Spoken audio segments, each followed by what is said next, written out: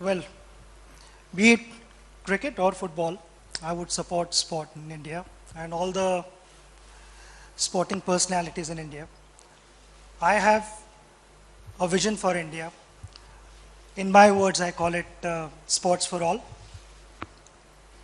It is about encouraging the youth of India, starting from the grassroots level, to involve themselves in sporting activity.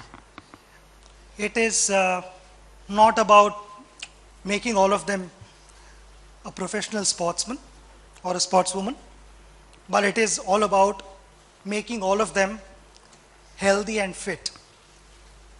The happy moment for me would be when India as a nation would be recognized as the healthiest and fittest nation in the world.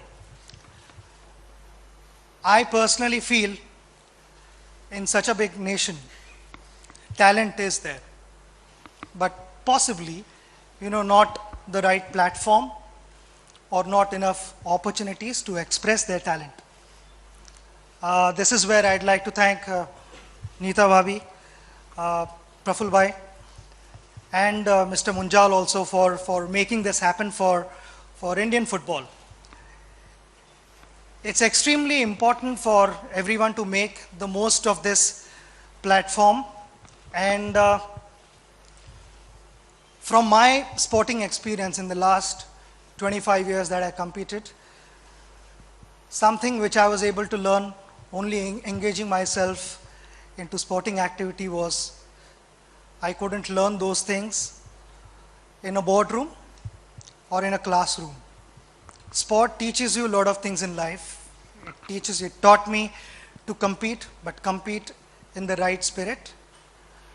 Along the way, there would be obstacles.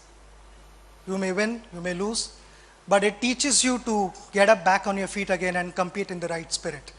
And that is what I would ask all the teams here to compete in the right spirit. We'll compete hard though. We continue to be friends of the field. Good luck.